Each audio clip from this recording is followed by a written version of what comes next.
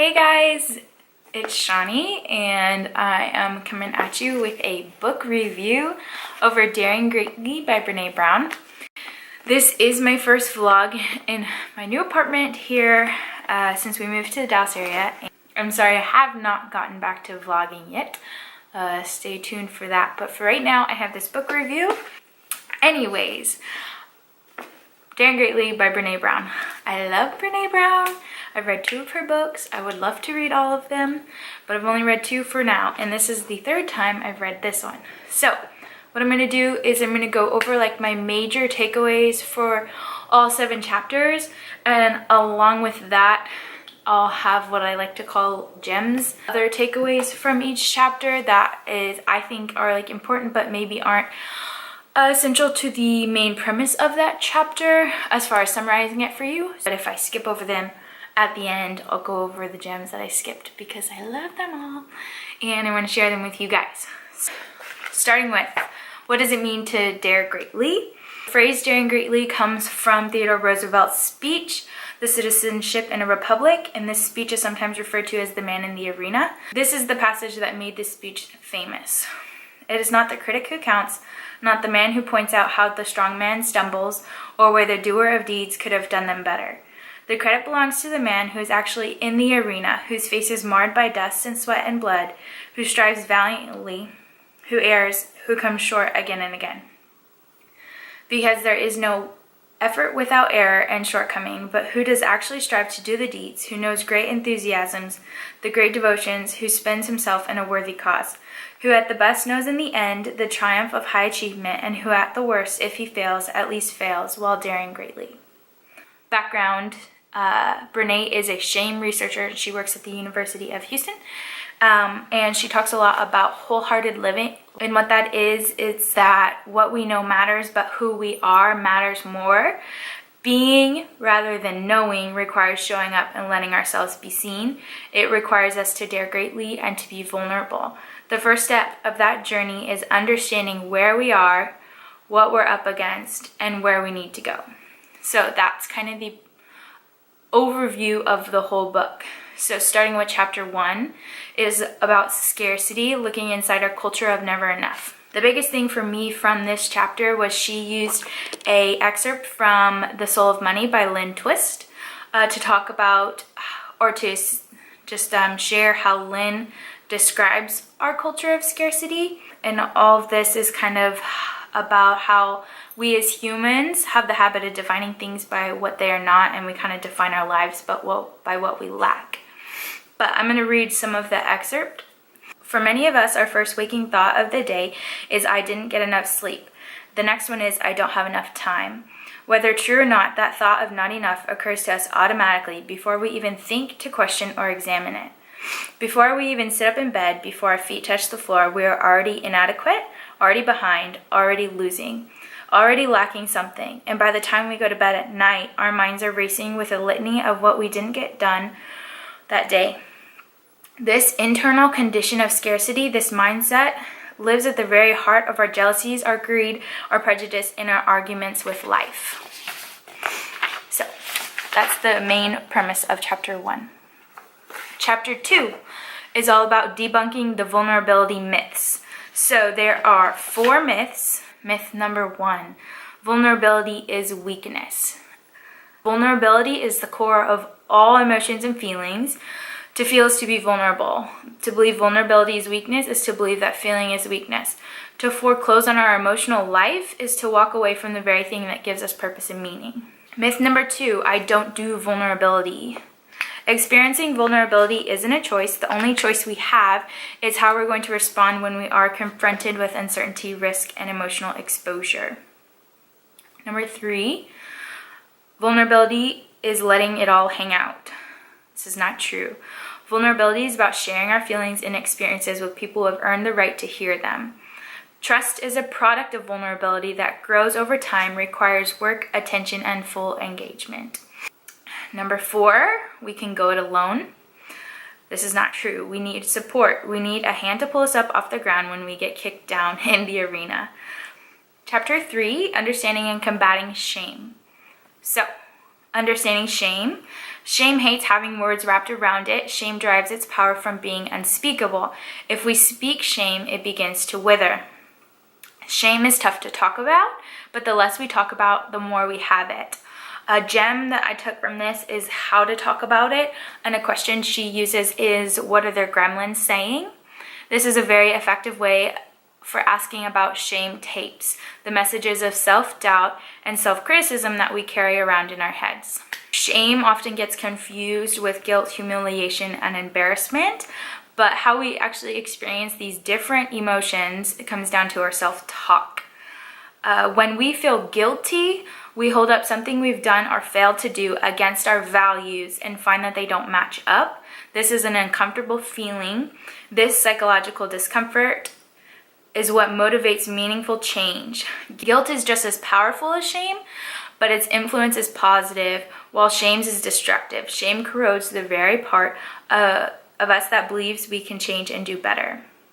So how do we combat shame? We combat shame by practicing shame resilience, which is the ability to practice authenticity when we experience shame and to move through that experience without sacrificing our values. It's about moving from shame to empathy. The 4 elements of shame resilience are recognizing shame, understanding its triggers, practicing critical awareness, reaching out, and speaking out. Chapter 4, the vulnerability armory. So these are the different shields that we use to push away vulnerability. And so we're going to combat each shield with a way to let go of that shield. But the first one is foreboding joy. Joy is one of the most difficult emotions to truly feel because softening into joyful moments requires vulnerability. So what is foreboding joy? Foreboding joy is a method of minimizing that vulnerability, and it's best understood as a continuum of rehearsing tragedy all the way to just perpetual disappointment. How we can set down that shield is by practicing gratitude. The shudder of vulnerability that accompanies joy is an invitation to practice gratitude. Practicing gratitude is how we acknowledge that there is enough and that we're enough. A gem that I took from this is just exercise or practice of when you're feeling this way is saying out loud, I'm feeling vulnerable and I'm grateful for blank. Next shield is perfectionism. Perfectionism is about trying to earn approval. Healthy striving is self-focused, asking how can I improve, whereas perfectionism is others-focused, asking yourself what will they think. Perfectionism is addictive because when we invariably do experience shame, we often believe it's because we weren't perfect enough. And how we can set this shield down is by appreciating the beauty of our cracks or our faults. To manage perfectionism, you have to give yourself tons of permission to do things that are good enough. Some gems from this as well is that perfectionism is the enemy of done.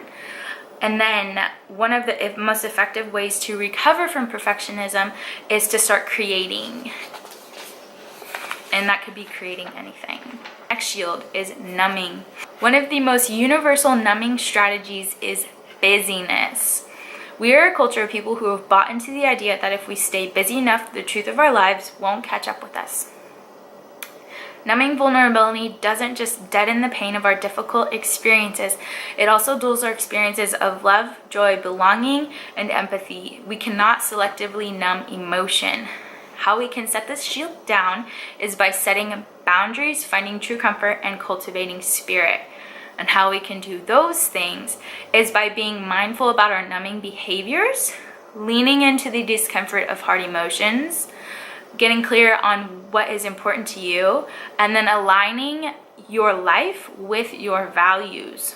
A gem from this from this little tidbit is comes from, she talks about how Jennifer Loudon has named these numbing devices shadow comforts. A shadow comfort is not what you do, it's why you do it that makes the difference. Is your motivation coming from love or fear?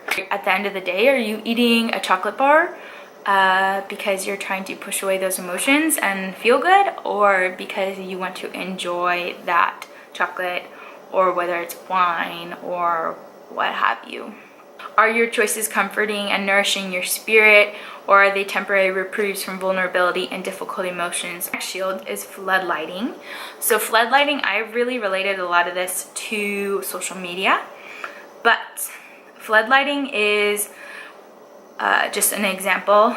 Like, you make a new friend and you're like, oh, we've only known each other for a couple weeks, but I'm going to share this so that we'll be best friends now. So it's oversharing, trying to kind of speed up that friendship, try to like get to that next level. And then how we can set down the shield is by clarifying intentions, setting boundaries, and cultivating connection. So being mindful about what, why, and how you share things is important, especially when the context is public. Some questions you can ask yourself before sharing something on social media is, why am I sharing this? Is there an outcome, response, or lack of response that will hurt my feelings? And is sharing this in service of connection? Last shield, end of chapter 4. This shield is cynicism, criticism, cool, and cruelty. If you decide to walk into the arena and dare greatly, you're going to be on the receiving end of cynicism and criticism. Because cynicism, criticism, cruelty, and cool can be fashioned into weapons that not only keep vulnerability at a distance, but also can inflict injury on people who are being vulnerable and making us uncomfortable.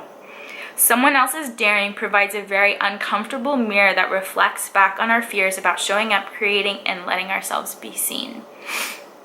How we can set down this shield is tightrope walking, practicing shame resilience, and reality checking.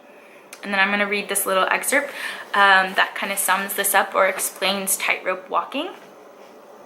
When we stop caring about what people think, we lose our capacity for connection. When we become defined by what people think, we lose our willingness to be vulnerable. If we dismiss all the criticism, we lose out on important feedback. But if we subject ourselves to the hatefulness, our spirits get crushed. It's a tightrope. Shame resilience is the balance bar, and the safety net below is the one or two people who can help us reality check the criticism. Chapter 5 is minding the gap, cultivating change, and closing the disengagement divide. So, culture is who we are and the way we do things around here, and every culture has a set of values. But the space between our practice values and our aspirational values is the value gap, or what she calls the disengagement divide. We have to pay attention to the space between where we're actually standing and where we want to be. More importantly, we have to practice the values that we're holding out as important in our culture. We don't have to be perfect, just engaged and committed to aligning values with action. So the disengagement divide is when there's that gap between your practice and your actual aspirational values. That's where people disengage, is where in that gap. Chapter 6, disrupting engagement. Daring to rehumanize education and work. Honest conversations about vulnerability and shame are disruptive, and they shine light in dark corners. The challenge of leading in a culture of never enough. People believe that they're only as good as their ideas, and that their ideas can't seem too out there, and they can't not know everything. The problem is that innovative ideas often sound crazy, and failure and learning are part of revolution. To reignite creativity, innovation, and learning, leaders must rehumanize education and work. She defines leaders as anyone who holds him or herself accountable for finding potential in people and processes. I'm going to repeat that because I think this is so important. A leader is anyone who holds him or herself accountable for finding potential in people and processes. Minding the gap with feedback. So coming back or pulling back from chapter 5. Without feedback, there can be no transformative change. When we don't talk about the people we are leading, about their strengths and their opportunities for growth, they begin to question their contributions and our commitment. The big challenge for leaders is to cultivate the courage to be uncomfortable and to teach people around us how to accept discomfort as part of growth. Feedback thrives in cultures where the goal is normalizing discomfort. And so something you might say as a leader is, growth and learning are uncomfortable, so it's going to happen here. You're going to feel that way. We want you to know that it's normal and it's an expectation here. You're not alone, and we ask you to stay open and lean into it. Chapter 7. Wholehearted parenting, daring to be the adults we want our children to be. Who we are and how we engage with the world are much stronger predictors of how our children will do than what we know about parenting. When it comes to our sense of love, belonging, worthiness, we are most radically shaped by our families of origin, what we hear, what we told, and perhaps most importantly, how we observe our parents engaging with the world. What we are teaches the child more than what we say, so we must be what we want our children to become. Raising children who believe in their worthiness requires us to model that journey and struggle. This means we are called to acknowledge that we cannot give our children what we don't have, so we must let them share in our journey to grow, change, and learn. We must recognize our own armor and model for our children how to take it off, be vulnerable, show up, and let ourselves be seen and known. And we must parent from a place of enough rather than scarcity. We must separate our children from their behaviors. There's a significant difference between you are bad and you did something bad. Are we focusing on behaviors that need to change and making it clear that their essential worthiness is not on the table? So this is important, not just in parenting, but like obviously because I don't have any kids, I'm relating this to working with children in coaching. But it's really important to know that shame is so painful for children because it's inextricably linked to the fear of being unlovable. For young children who are still dependent on their parents for survival, feeling unlovable is a threat to their survival. It's trauma. But when children understand the distinction between shame and guilt, and when they know that you're interested and open to talking about these feelings and experiences, they are much more likely to talk about shaming experiences they may encounter with other adults. This gives us the opportunity to crop shame the way we do photographs. So if your child understands the difference between guilt and shame, and they've experienced shame from another adult, say a coach or a babysitter, when they know that you're open to talking about it, you have the opportunity to practice shame resilience and to move from shame to empathy. So you're empathizing with that child and you're normalizing the experience. In Brene's studies, what parents experience as the most vulnerable and bravest thing they do in their efforts to raise wholehearted children is letting their children struggle with adversity. So she says, I think twice before I let my discomfort dictate my behaviors, because hope is a function of struggle. If we want to let our children develop high levels of hopefulness, we have to let them struggle.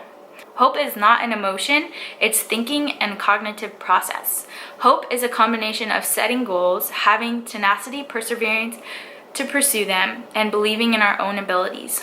To learn hopefulness, children need relationships that are characterized by boundaries, consistency, and support, and to be given the opportunity to struggle.